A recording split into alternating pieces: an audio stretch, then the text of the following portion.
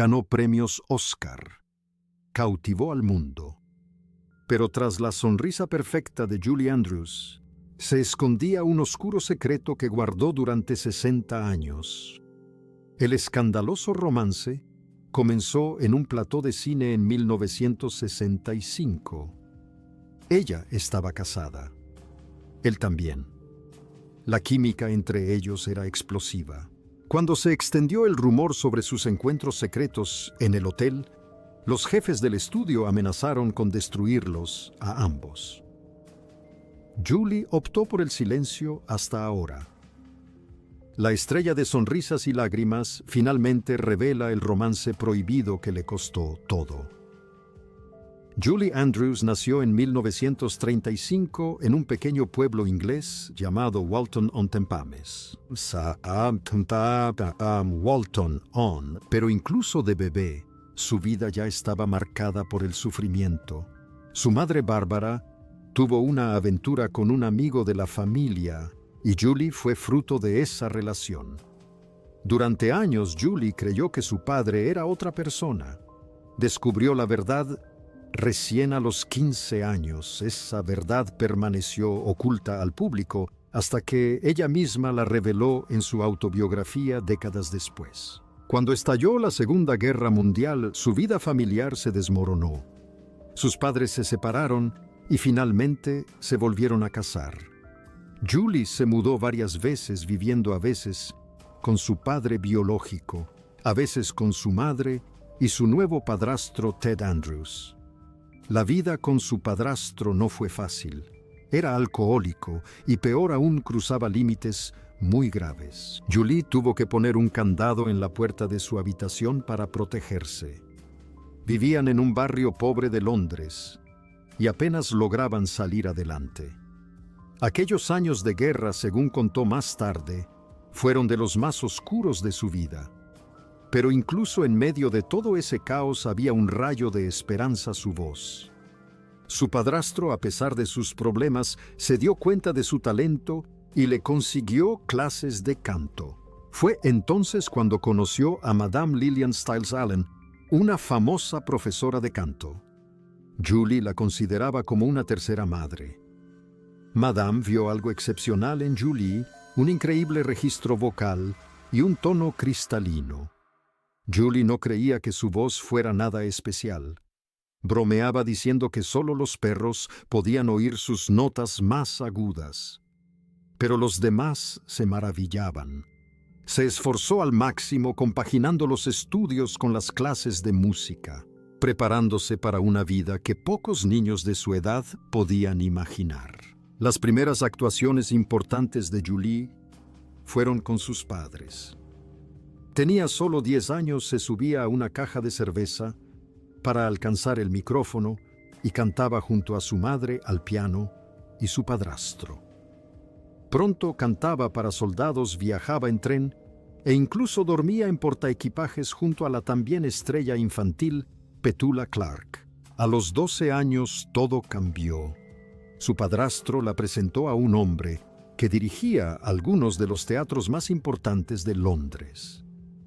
Él le dio una oportunidad y Julie la aprovechó. Su debut profesional tuvo lugar en el London Hippodrome, donde interpretó una difícil pieza de ópera francesa ante un público abarrotado. Era solo una niña, pero su actuación fue un éxito rotundo. El público enloqueció. Aquella noche se convirtió en una actuación que duró todo el año. Incluso participó en un sketch con un comediante que hacía figuras con globos llamado Wally Boa, donde subía al escenario y le decía que sabía cantar para luego asombrar al público. A los 13 años se convirtió en la cantante solista más joven en actuar en el Royal Variety Show ante el rey y la reina.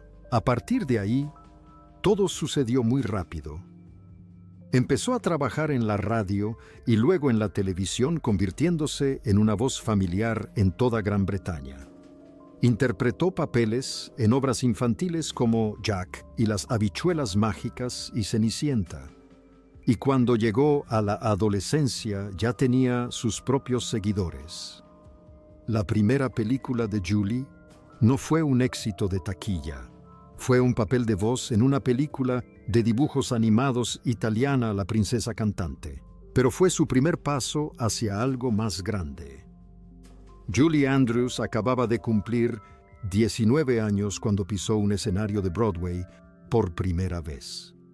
Era el 30 de septiembre de 1954 y había conseguido el papel principal de Polly Brown en un musical llamado The Boyfriend. No fue un debut cualquiera, fue un momento que le cambió la vida. La actriz británica Hattie Jacques la había recomendado para el papel. Julie siempre le agradeció haberle dado su primera gran oportunidad. Pero aceptar el trabajo no fue fácil. Julie tuvo que dejar atrás a su familia en Inglaterra y estaba aterrorizada. Ella era quien los mantenía económicamente. Y ahora viajaba al otro lado del mundo, sin saber si siquiera lograría el éxito. Pero su padre la animó a ir y esa decisión lo cambiaría todo. Su actuación fue un éxito rotundo. La crítica la adoró. El público quedó fascinado por su voz clara y potente y su impecable sentido del humor. La obra se representó durante 485 funciones y Julie ganó el premio Theatre World por su debut. Pero el verdadero premio no fueron solo los aplausos, fueron quienes casualmente estaban mirando. Dos importantes productores de Broadway, Alan J. Lerner y Frederick Lowe, estaban entre el público. Estaban haciendo el casting para su nuevo espectáculo My Fair Lady y acababan de encontrar a su Eliza Doolittle. Para marzo de 1956, Julie tenía 20 años y ya no era una novata. Era una estrella. Interpretar a Eliza Doolittle junto a Rex Harrison en My Fair Lady no era solo un gran logro, fue el papel. La transformación de florista Cockney a dama refinada le dio a Julie la oportunidad de lucir tanto su talento actoral como su voz, y el público lo notó. El espectáculo fue un éxito rotundo. Se mantuvo en Broadway durante años, y la grabación del reparto sonaba por todas partes en la radio, en los hogares, incluso en las listas de éxitos. Tras conquistar Nueva York, llevó la misma magia al West End londinense en 1958. Su voz abarcaba 4 octavas y su talento trascendió fronteras. En 1960, regresó a Broadway esta vez como la reina Guy en Camelot. Compartió escenario con Richard Burton, un actor galés que brillaba en la pantalla. Fuera del escenario, las cosas se complicaron un poco. Julie admitió más tarde que sentía una fuerte atracción por Burton. Era encantador magnético, y ella se sentía atraída por él. Durante un tiempo mantuvo una actitud profesional, pero cuando finalmente se atrevió a dar el primer paso, Julie sorprendió a todos, sobre todo a sí misma, respondiéndole con una palabrota. Mary Poppins, déjalo volar, bromeó después denunciándolo y poniendo fin a la situación. Sin embargo, su energía en el escenario no se vio afectada. Si cabe, fue aún más emocionante. El espectáculo tuvo dificultades al principio, pero mejoró tras la emisión de una función en el programa de Ed Sullivan. El público acudió en masa y la producción se mantuvo en cartelera durante 3 años con gran éxito. Burton ganó un premio Tony. Julie recibió otra nominación y alguien muy importante la estaba observando, Walt Disney. Disney la vio en Camelot e inmediatamente supo que ella era su Mary Poppins. Pero antes de que eso sucediera, algo doloroso golpeó a Julie. Hollywood estaba preparando una versión cinematográfica de My Fair Lady y todos daban por hecho que ella sería la protagonista. Ella había hecho famoso el papel. Era Eliza Doolittle, pero Warner Brothers se negó. Querían una estrella más famosa. Le dieron el papel a Audrey Hepburn. Fue un golpe bajo.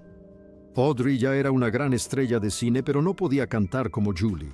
De hecho, la mayoría de sus canciones tuvieron que ser dobladas por otra cantante. Julie comentó después que si le hubieran pedido que cantara con la voz de otra persona, les habría escupido en la cara, pero perder ese papel le abrió las puertas a algo mejor. Disney le ofreció el papel de Mary Poppins. La vio en el escenario en Camelot y corrió tras bambalinas esa misma noche para conocerla. Julie pensó que solo estaba siendo amable. Luego le dijo que no podía aceptar ningún papel nuevo. Estaba embarazada. Walt sonrió y dijo: «Está bien, esperaremos». No solo estaba siendo amable. Este había sido el proyecto de sus sueños durante décadas. Les había prometido a sus hijas que haría una película basada en su libro favorito y creía que Julie era la única que podía hacerlo. Incluso alquiló una casa en Los Ángeles para que se alojara su familia. Cuando Mary Poppins se estrenó en 1964, nadie esperaba que aquella mujer de un pequeño pueblo inglés conquistara el mundo. Tenía 29 años y debutaba como actriz de cine. Sin embargo, desde el momento en que apareció en pantalla como la mágica N, el público quedó cautivado. La película fue un éxito rotundo. Recaudó más de $44 millones en Estados Unidos y más de 13 millones en todo el mundo. Al año siguiente, ambas películas compitieron en los Oscar. Mary Poppins arrasó. Julie Andrews ganó el premio a Mejor Actriz. Audrey Hepburn ni siquiera fue nominada. En su discurso, Julie agradeció a Jack Warner, el hombre que lo hizo posible, un guiño pícaro al ejecutivo que la había rechazado. Para colmo, Mary Poppins recaudó más dinero que My Fair Lady. Aunque su producción fue mucho más económica, Hollywood descubrió el verdadero talento de Julie Andrews. Cuando Sonrisas y Lágrimas llegó a los cines, en marzo de 1965, no solo fue un éxito rotundo, sino un fenómeno. Recaudó $286 millones en todo el mundo y convirtió a Julie Andrews en un ícono global. Interpretó a Maria von Trapp, una joven monja llena de vida que devuelve la música al hogar de una familia afligida. Esa toma inicial de ella dando vueltas en la cima de la montaña se convirtió en una de las escenas más famosas de la historia del cine. Pero la magia no estuvo detrás de las cámaras. Un helicóptero filmó la escena y el viento de las aspas la golpeaba constantemente contra el suelo. Más tarde bromeó diciendo que la aplastaban contra el césped después de cada toma. Ganadora de 5 premios Oscar, incluyendo el de Mejor Película, la cinta convirtió a Andrews en la chica de oro de Hollywood. Pero ser demasiado perfecta tuvo un precio. Acababa de interpretar 2 papeles de niñera muy queridos seguidos, y la gente empezaba a decir que solo podía hacer musicales. Julie sabía que necesitaba romper con los estereotipos. Así que a finales de 1964 eligió una película completamente diferente, la americanización de Emily. Ambientada durante la Segunda Guerra Mundial, tenía un tono mucho más oscuro. Interpretó a una viuda británica junto a James Garner. Por primera vez no cantaba, sino que actuaba y demostró que podía hacerlo. A continuación colaboró con Alfred Hitchcock en Cortina Rasgada, un thriller de espías ambientado en la Guerra Fría y estrenado en 1966. Compartió pantalla con Paul Newman y Universal Pictures confiaba en su atractivo, pero Hitchcock no estaba satisfecho. Consideraba que ambos actores eran demasiado refinados para el tono crudo que buscaba. Las críticas fueron dispares, pero el público acudió a verla igualmente. La película recaudó más de $13 millones, con un presupuesto de 3 millones. Fue un éxito, aunque precario. Ese mismo año dirigió Hawaii, un gran drama histórico basado en la novela de James Michener. contaba con el mayor presupuesto de la época, $15 millones. Y a pesar de los retrasos provocados por Heavy Rain e incluso las advertencias sobre la competencia, se convirtió en la película más taquillera del año. Julie interpretó a una mujer de carácter fuerte que sigue a su esposo misionero a las islas. Su actuación fue sólida, pero curiosamente la atención se centró en Jocelyn Lagarde, una completa desconocida que interpretó a una reina hawaiana. Se robó el protagonismo e incluso ganó un Globo de Oro. Fue una sorpresa totalmente inesperada. A finales de los 60, la magia comenzó a desvanecerse. En 1968, Julie protagonizó Star, una película biográfica sobre la actriz de teatro Gertrude Lawrence. El presupuesto era enorme. El director era el mismo que dirigió Sonrisas y Lágrimas, y todo parecía indicar que sería un éxito. Pero la película fracasó. Los críticos la atacaron por ser demasiado teatral. La revista Variety no se anduvo con rodeos y calificó su actuación de espantosa y exagerada. La película fue un fracaso tan rotundo que se convirtió en uno de los fracasos más caros de la década. Luego llegó Darling Lily en 1970, dirigida por su esposo, Blake Edwards. Su objetivo era reinventar su imagen. Ella profirió palabrotas en pantalla. Hizo un striptease. El público quedó atónito, y no precisamente para bien. La película costó una fortuna, unos $25 millones, y fracasó en taquilla. Fue otro fracaso rotundo. Así Hollywood dejó de verla como una actriz principal. Curiosamente, aún así recibió nominaciones a los Globos de Oro por Star y Darling Lily. El respeto seguía ahí, pero el impulso había desaparecido. Necesitaba un nuevo comienzo.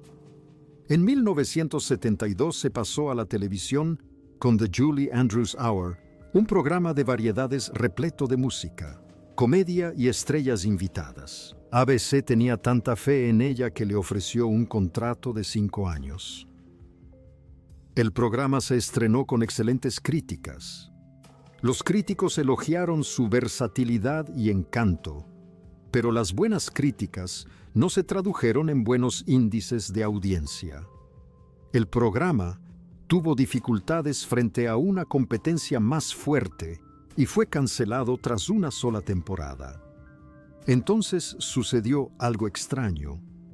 Un mes después de su cancelación, el programa triunfó en los premios Emmy, obteniendo 7 galardones de 10 nominaciones. Fue agridulce un programa premiado que nadie veía.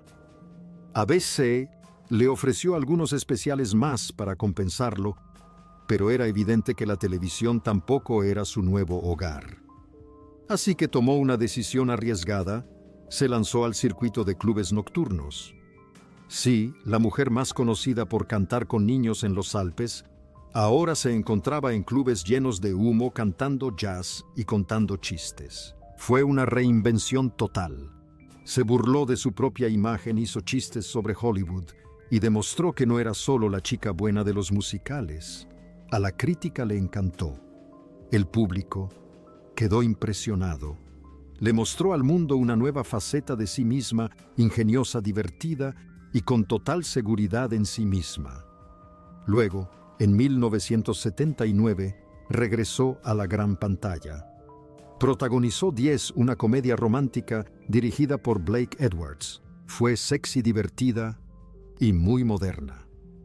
Recaudó más de $74 millones y demostró que Julie Andrews aún conservaba su carisma de estrella.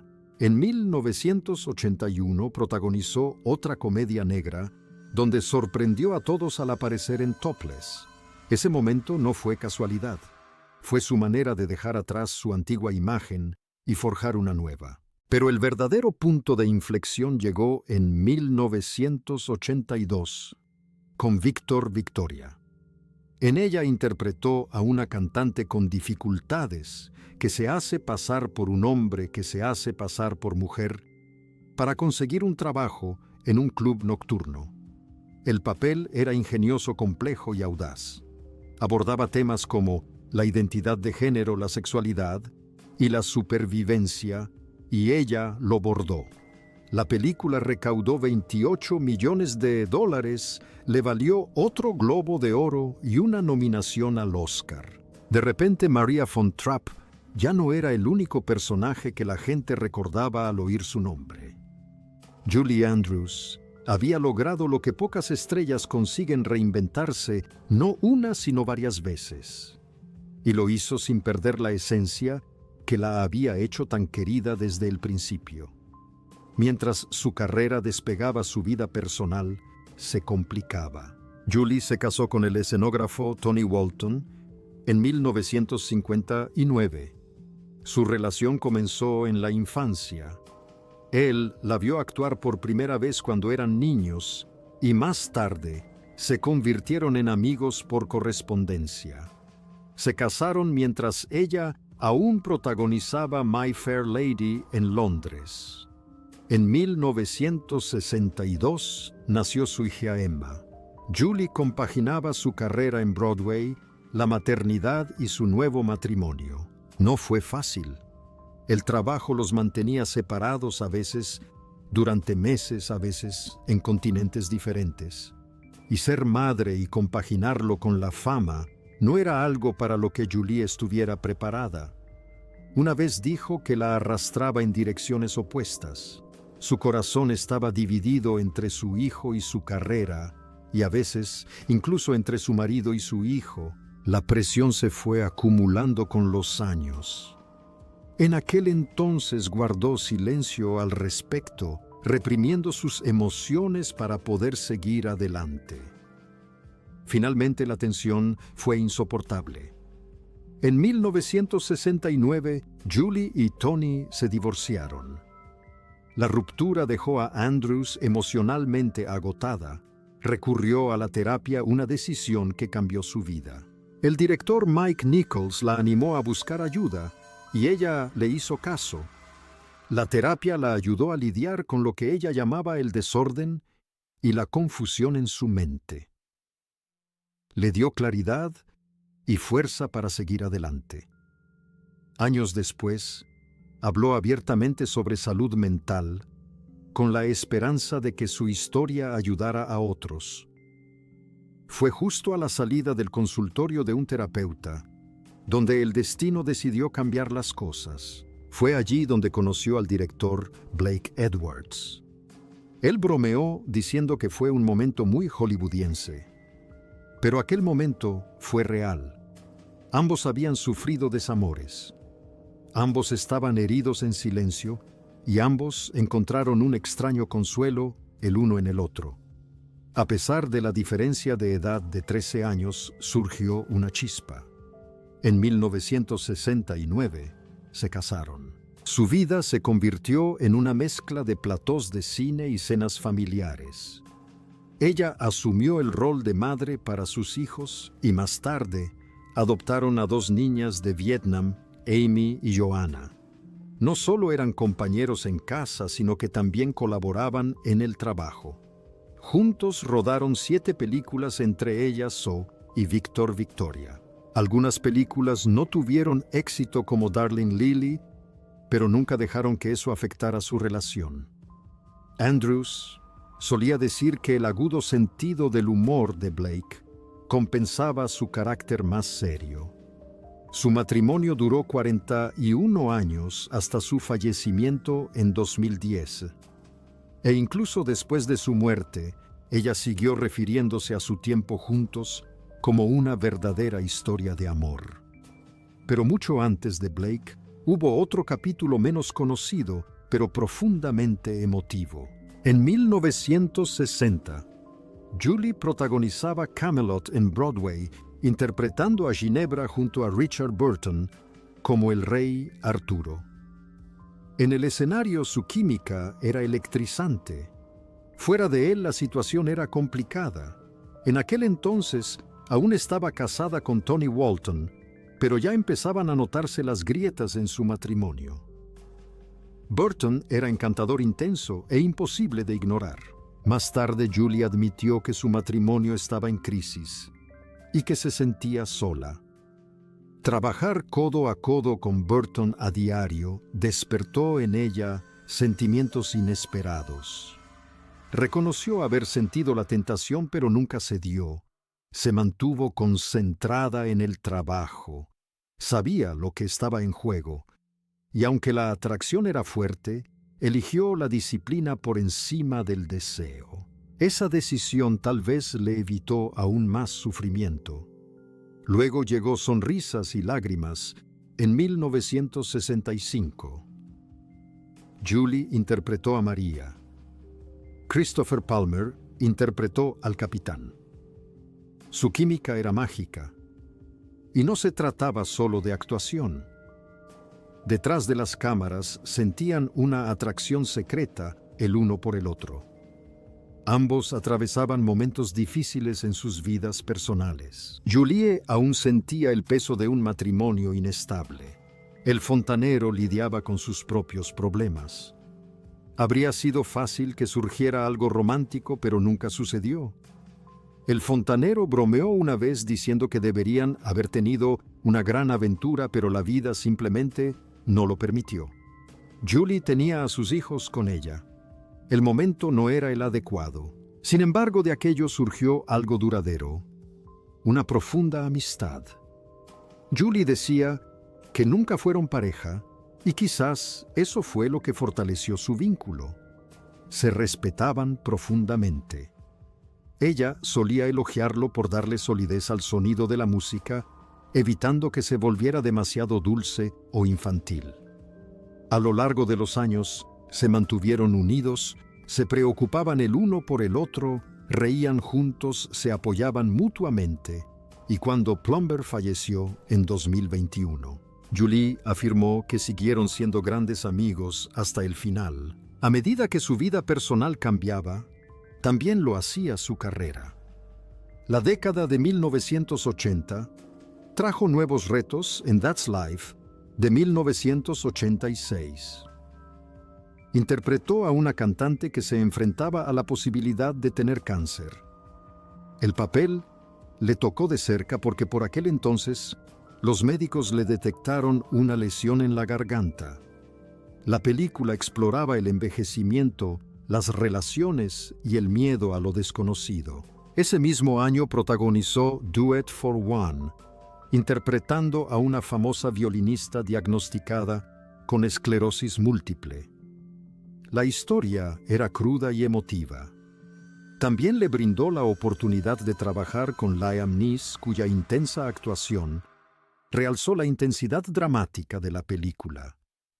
Ambos papeles le valieron nominaciones a los Globos de Oro, demostrando que era mucho más que una estrella musical. En la década de 1990, Andrews incursionó en la televisión. En 1992, protagonizó la comedia Julie, interpretando a una personalidad televisiva que se muda a un pueblo pequeño tras casarse con un veterinario. Blake Edwards dirigió la serie, pero nunca logró captar la atención del público. Fue cancelada después de tan solo 7 episodios. A pesar del fracaso de la serie, Andrews cosechó éxitos en otros ámbitos. Julie Andrews, con su obra The Sound of Christmas, de 1987, ganó 5 premios Emmy.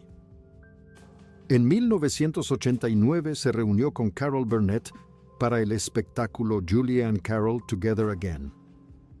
En 1990 ofreció un concierto de Julie Andrews demostrando una vez más su grandeza. Tras 30 años alejada de Broadway, regresó triunfalmente. En 1993 protagonizó Putting It Together, una obra de Stephen Sondheim sobre relaciones y arrepentimientos. Fue una pequeña producción independiente que solo se representó durante 59 funciones, pero marcó un importante regreso. 2 años después, protagonizó Víctor Victoria, una adaptación teatral de su película de 1982.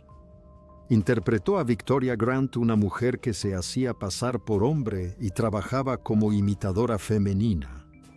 El espectáculo fue un éxito rotundo con más de 700 funciones. Ese mismo año fue nominada a los premios Tony por su papel de Víctor Victoria. Pero al darse cuenta de que era la única integrante del elenco reconocida, tomó una decisión audaz: rechazó la nominación.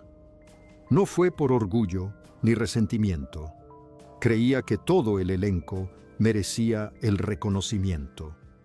Fue un momento singular en la historia de Broadway, pero demostró la clase de persona que era Andrews. Julie Andrews regresó a Disney después de 37 años con El diario de la princesa, 2001. Interpretó a la reina Clarice Raldi, una abuela real que guía a su torpe nieta interpretada por Anne Hathaway. El director Gary Marshall la eligió sin audición, sabiendo que era perfecta para el papel.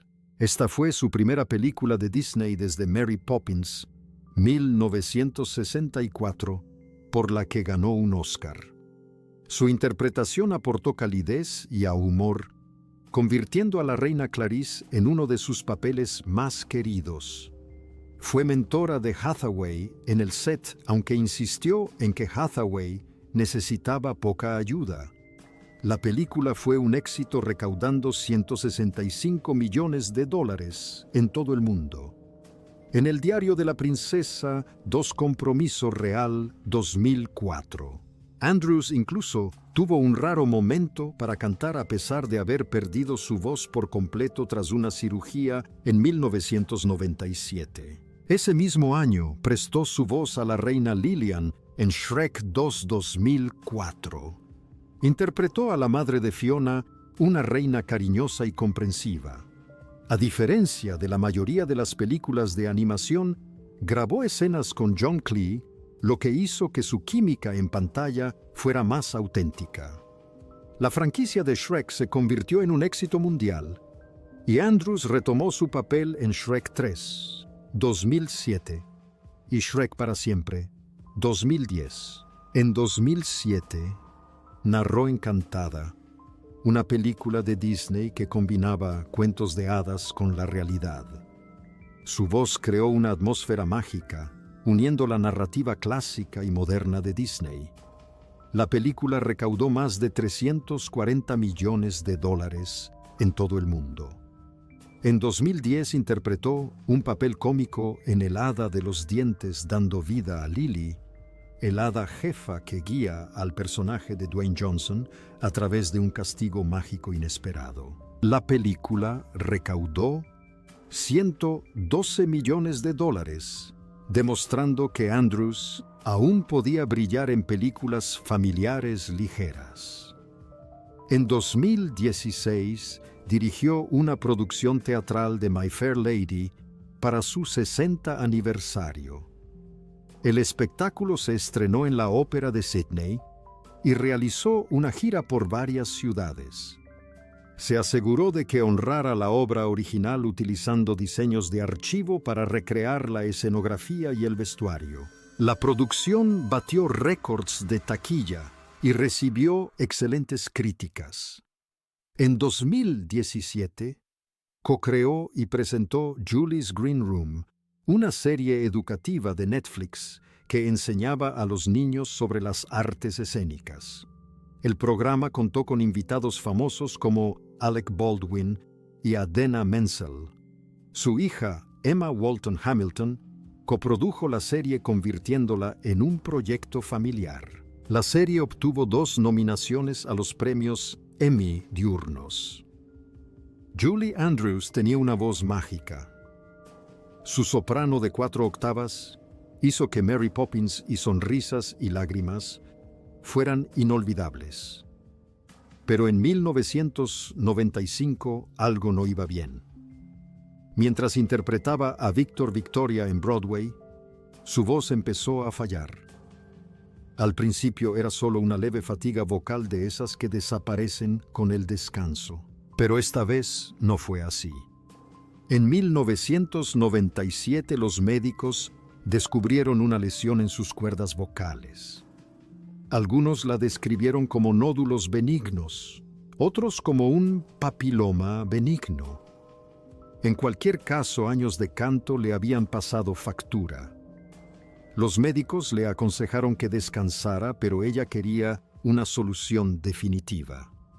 En junio de 1997 se sometió a una cirugía en el Hospital Mount Sinai de Nueva York. Se suponía que sería una intervención rutinaria, un procedimiento rápido para extirpar la lesión y recuperar su voz. En cambio, le cambió la vida para siempre. La cirugía le dejó cicatrices permanentes en las cuerdas vocales. El tejido cicatricial les impedía vibrar como debían. Su voz clara y potente había desaparecido. Incluso hablar se le hacía difícil. En aquel entonces las cirugías de cuerdas vocales no estaban tan avanzadas. Algunas utilizaban forceps, otras láser. Ambas conllevaban un alto riesgo de cicatrices. Andrews declaró posteriormente que nunca le habían advertido completamente sobre los peligros. En 1998, su esposo Blake Edwards habló públicamente sobre lo sucedido. Confirmó lo que ella más temía, que nunca volvería a cantar. Perder la voz fue como perder una parte de sí misma. En diciembre de 1999, decidió emprender acciones legales y presentó una demanda por negligencia médica contra el Hospital Mount Sinai y los dos cirujanos. Alegó que nunca le informaron de los riesgos reales y que la operación había arruinado su capacidad para actuar. El caso se resolvió extrajudicialmente en septiembre de 2000 por una cantidad no revelada, pero ningún acuerdo podía reparar el daño. Pasó los años siguientes buscando respuestas. A partir del año 2000, se sometió a múltiples tratamientos y 4 cirugías más, con el Dr. Steven Seitel en el Hospital General de Massachusetts. Estos tratamientos mejoraron un poco su voz al hablar, pero su voz para cantar nunca se recuperó. En 2002, centró su atención en ayudar a los demás. Apoyó nuevas investigaciones sobre la restauración vocal colaborando con expertos del MIT y la Facultad de Medicina de Harvard. Los científicos exploraban la tecnología láser y la ingeniería de tejidos para curar las cuerdas vocales dañadas. Tenía la esperanza de que aunque ella no pudiera recibir ayuda, alguien más sí. A pesar de todo, se negó a desaparecer. Descubrió una nueva pasión en la escritura. Junto a su hija Emma Walton Hamilton, coescribió una serie de libros infantiles. Pero a pesar de todos sus logros, la pérdida de su voz la marcó profundamente. Habló abiertamente de ello, calificándolo como uno de los mayores dolores de su vida. Julie Andrews perdió su capacidad de cantar, pero su legado perdurará para siempre. El mundo jamás olvidará su voz.